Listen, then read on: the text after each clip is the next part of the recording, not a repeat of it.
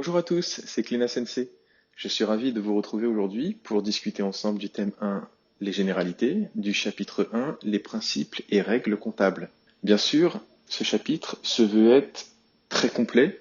Nous allons accentuer nos analyses, notre étude, sur les points principaux de la comptabilité. Commençons d'abord par voir l'environnement dans lequel nous nous trouvons. C'est très important de connaître l'environnement où on se situe. La comptabilité fait partie d'un ensemble. Prenons par exemple cette société A. Nous avons la comptabilité, mais la comptabilité va devoir respecter la fiscalité du pays. Pour la France, c'est régi par le Code général des impôts. Ensuite, il va falloir intégrer les normes et règles sociales du pays. Pour la France, c'est régi par le Code du travail. Et puis, il va falloir embarquer une dimension légale qui est régie par les différents codes de commerce des pays. Idem pour une société B qui appartient au même groupe que vous voyez ici. Ces deux sociétés peuvent avoir des règles différentes dès lors qu'elles appartiennent à des pays différents. Ayant un seul et même propriétaire, nous allons devoir réaliser une consolidation qui va englober les différentes comptabilités de ces sociétés pour ne faire qu'un seul et même bilan. Cela sera à destination des actionnaires, de l'administration fiscale, des banques et des autres tiers qui vont le demander. C'est pourquoi il existe beaucoup de métiers dans la comptabilité. Nous allons nous intéresser maintenant aux référentiels et aux normes. Tous les pays ont leur propre référentiel comptable.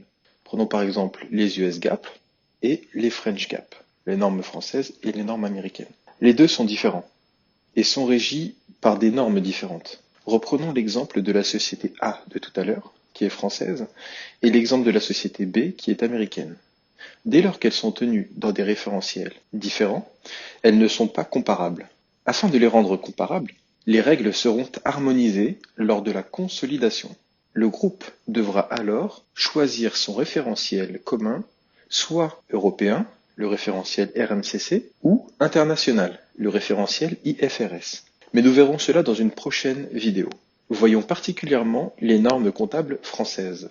Il y a donc différents principes fondamentaux qui régissent la comptabilité française. Le premier, le principe de continuité d'exploitation. Ce principe explique que lorsqu'un bilan est réalisé, l'entreprise a tout ce qu'il faut en main pour poursuivre son activité. Le principe d'indépendance des exercices.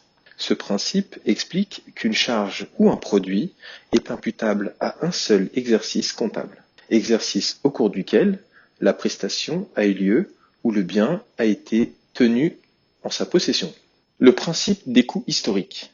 Ce principe explique que tous les éléments saisis en comptabilité conservent à la fois leur date et leur montant pour lesquels ils ont été enregistrés. Si les éléments valent moins cher à une autre période, alors il convient de les réévaluer et de les déprécier comptablement. Le principe de prudence. Il s'agit d'un principe très important en comptabilité. Il explique qu'une entreprise doit comptabiliser ses pertes probables, mais pas ses gains probables. Les pertes probables doivent être comptabilisées via dépréciation. La permanence des méthodes. La comptabilité considère que pour une bonne comparabilité, il est nécessaire de conserver les mêmes méthodes d'une année sur l'autre. L'importance relative.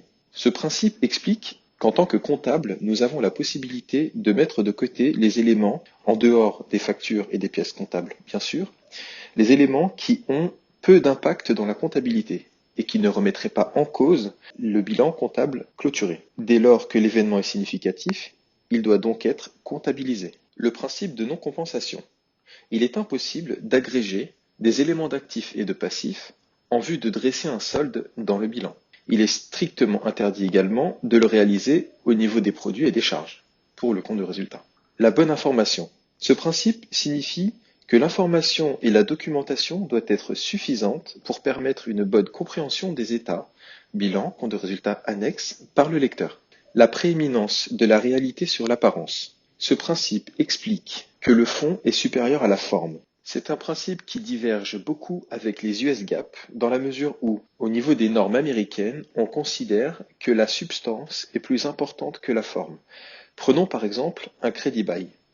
En norme française, il est saisi dans le compte 612 crédit bail en charge selon un échéancier fourni par le crédit bailleur. En norme américaine, la substance, à savoir l'actif qui a été acquis, a plus d'importance que la forme qu'a pris l'opération. J'en détiens le contrôle, alors je le mets dans mon actif. L'intangibilité du bilan d'ouverture. Le bilan d'ouverture doit être égal au bilan de clôture de l'année précédente. Je n'ai pas le droit de modifier un bilan qui a été clôturé.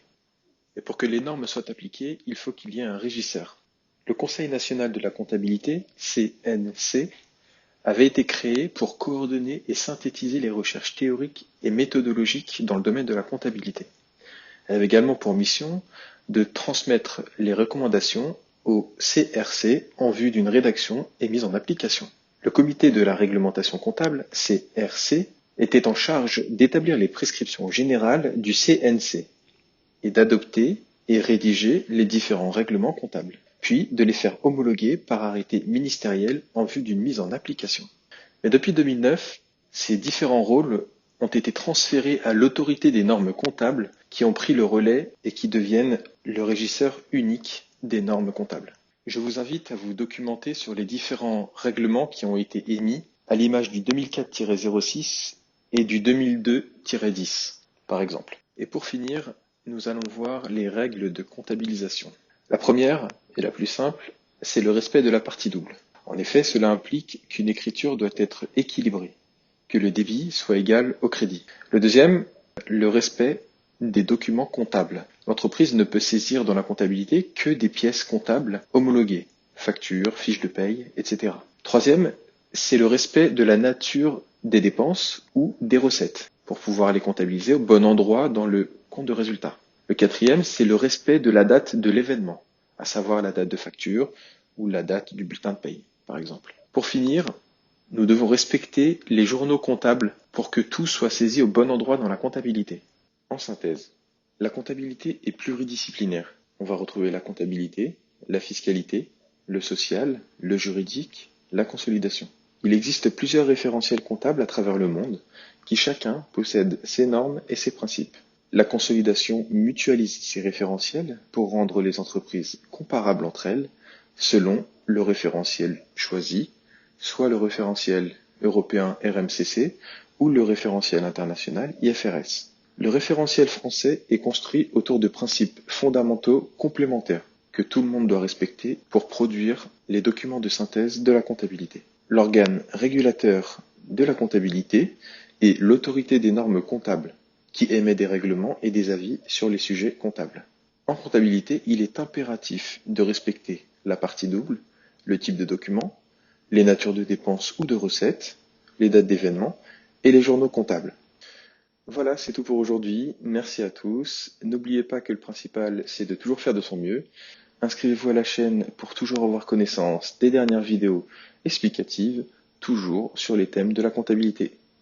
Merci à tous, à très vite.